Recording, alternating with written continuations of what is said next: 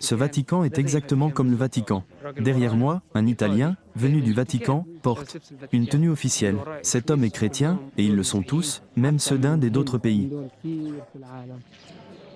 Du monde entier, nous allons entrer dans l'église du Saint-Sépulcre. Un des plus beaux lieux saints de la chrétienté. Des travaux de rénovation y sont en cours. Avant, il y avait plus de lumière et d'autres ornements, mais maintenant, l'atmosphère est plus empreinte de spiritualité. J'ai même posé mon téléphone et je l'ai embrassé. C'est un geste sacré.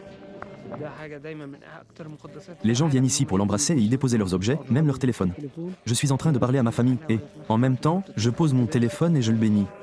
Il y a une histoire ici, toute l'histoire du récit chrétien de la crucifixion. Je pense qu'il y a un événement important, mais je ne sais pas lequel. Il y en aura beaucoup d'autres. Ce qui me paraît étrange, c'est qu'il n'y ait aucun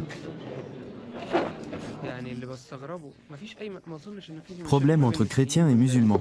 Il n'y a pas de problème dans le pays. Enfin, la situation est la même. Je pense, parce que les deux communautés vivent ensemble depuis des millénaires. Nous sommes confrontés aux mêmes problèmes, venant du même occupant. Même lors des manifestations, on voit des chrétiens et des juifs. Regardez l'église, elle est grande.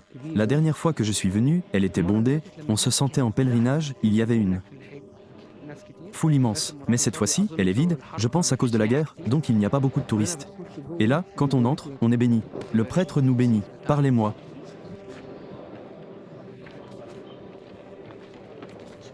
De ce qui se passe en ce moment, tous les lieux saints sont en prière, toutes. Les églises arméniennes sont ouvertes, les catholiques prient tous les jours. They are coming from different countries. No, from here, monastic, the seminars. Ah, okay. Thank you.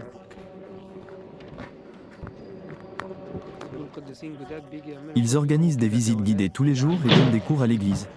Regardez ce grand prêtre, c'est la première fois que je vois ce genre de vêtements. Les vêtements chrétiens ici sont différents des nôtres. Ici, on voit toujours du noir. Ici, on trouve une grande diversité de styles religieux car il y a des catholiques, des orthodoxes et de nombreux autres chrétiens, y compris des arméniens. شوية مختلفين في حاجات.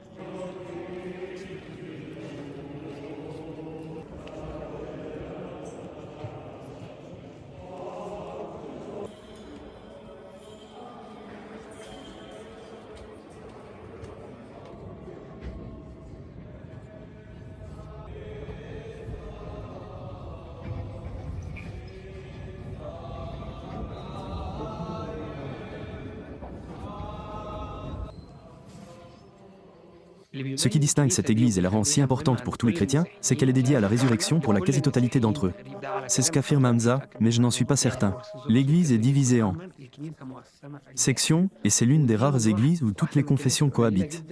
Là encore, je ne suis pas sûr à 100%. Si quelqu'un ici est chrétien ou a une bonne connaissance de l'histoire, merci de nous éclairer sur la situation, car, véritablement, pour tous les chrétiens, quelle que soit leur confession, cette église est la plus importante au monde.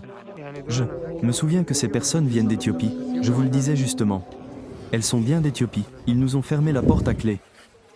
Notre visite de l'église de la résurrection s'est terminée. Ils ont fermé la porte à clé. Je ne sais pas pourquoi, quelle en est la raison, mais il semble y avoir quelque chose d'important ces jours-ci, surtout que c'est le jour de Pâques. Je ne sais pas, Pâques. Et Pessar, je crois en arabe. Vous sortez et vous trouvez la mosquée derrière vous, mais le nombre d'églises dans la vieille ville.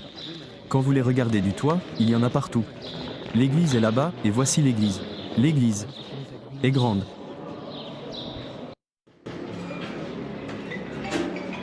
Je pense que cette photo vient de la ruelle des églises. Et les chrétiens. Mes chers, que la paix soit sur vous. Nous sommes entrés dans ce qui est considéré comme leur quartier. La plupart des endroits s'appellent « Bonjour ». Nous sommes ici, près de celui-ci.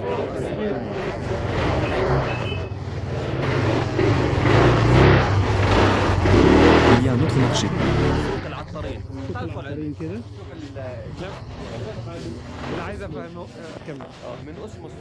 À l'intérieur, il y a une boutique d'épices et d'herbes aromatiques.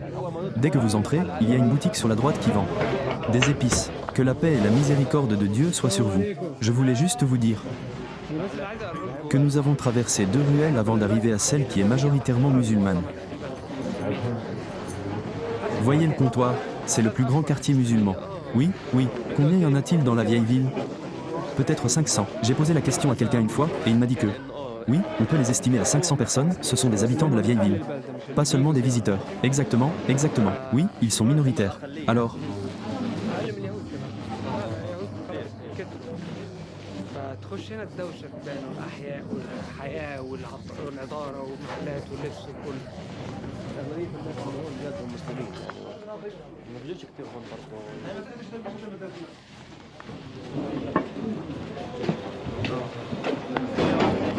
en vous promenant ici, vous aurez vraiment l'impression d'être dans un marché arabe. C'est un peu bondé, avec des vêtements, des marchandises, et plein d'autres choses.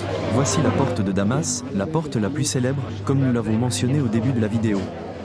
Dans la vieille ville pour les musulmans et les arabes, car elle est toujours considérée comme faisant partie de Jérusalem Est et n'est pas sous occupation. Bien sûr, tout Jérusalem et toute la Palestine sont occupés, mais je veux dire qu'ils n'en ont pas pris le contrôle total et n'y ont pas installé de colons. Ici, les Arabes sont plus courbés, menant une vie normale. Dieu merci, ce sont des musulmans fermes et persévérants qui ne baissent pas les bras malgré la confusion, les problèmes et les restrictions qui leur sont imposées. Comme vous l'avez vu là-bas, tout est neuf, moderne et bien organisé.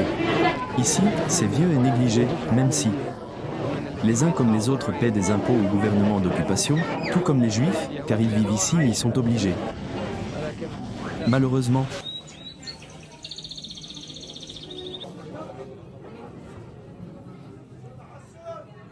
nous avons enfin terminé les 3/4 de la visite. Je ne sais pas si nous pourrons atteindre le mur occidental, mais nous sommes arrivés à la porte. Où se trouvent les marchés, là où la vie bat son plein, et la foule commençait à se rassembler pour entrer dans la vieille ville. Dieu merci, la situation s'est améliorée ces 10 derniers jours. Au début, seuls les habitants de Jérusalem, je veux dire, les habitants de la vieille ville, pouvaient entrer à Al-Aqsa. Mais maintenant, beaucoup de gens y entrent. J'espère que vous avez apprécié la vidéo jusqu'ici. J'espère vous avoir donné des informations intéressantes. Nous avons travaillé dur sur cette vidéo, et nous jeûnions pendant le ramadan. Alors, si vous la regardez, n'hésitez pas à liker. Prends des photos, oui, des photos. Laissez un like et un commentaire, montrez-nous votre soutien, et continuons pour voir ce qui se passe. Nous arrivons à la mosquée Al-Bourak avant le coucher du soleil, où nous filmerons un autre jour et ferons une autre vidéo. Bien sûr, nous avons parlé, dans la vidéo, de la façon dont la vieille ville de Jérusalem est divisée en 3 parties. Une partie juive, une partie avec des chrétiens et des arméniens, et une partie majoritairement arabe. La plupart de leurs maisons sont dispersées, mais regardez derrière moi. Au milieu, c'est le début de l'occupation. Elles s'installent petit à petit, comme des fourmis qui envahissent un espace. Dans une maison occupée, une maison juive, ils expulsent ces habitants arabes et y installent des colons juifs. Ces colons sont parmi les personnes les plus impitoyables car ils s'infiltrent délibérément parmi les arabes pour commencer l'occupation. Bien sûr, il existe de très nombreuses cultures montres. Égyptiens et palestiniens, car nous étions très proches autrefois. Ils ont de la caroube, des fruits du palmier doux, du sodia, et beaucoup d'autres boissons que nous buvions pendant le ramadan. Nous allons en acheter maintenant et nous prendrons notre iftar, rupture du jeûne, à la mosquée Al-Aqsa, si Dieu le veut. Je ne sais pas combien de marchés se trouvent sur la place de la vieille ville, mais ils sont innombrables. Voici l'un des plus célèbres. Lequel ? Il s'appelle Al-Katana. Le marché Al-Katana est juste là. La porte fuchsia est l'entrée de la mosquée Al-Aqsa. C'est un marché, mais il est situé juste à l'entrée de la mosquée. Chaque quartier compte plusieurs marchés. Nous avons donc passé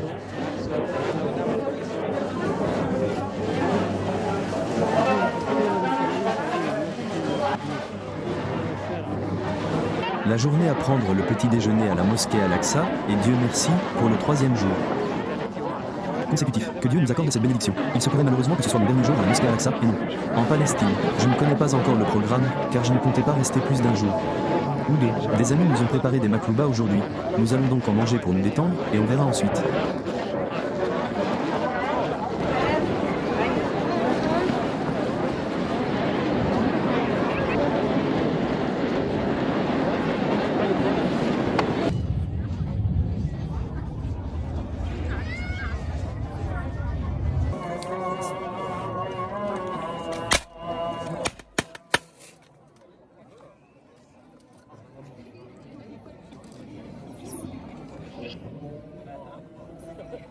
Nous avons terminé la journée de la meilleure façon possible, et c'était vraiment formidable.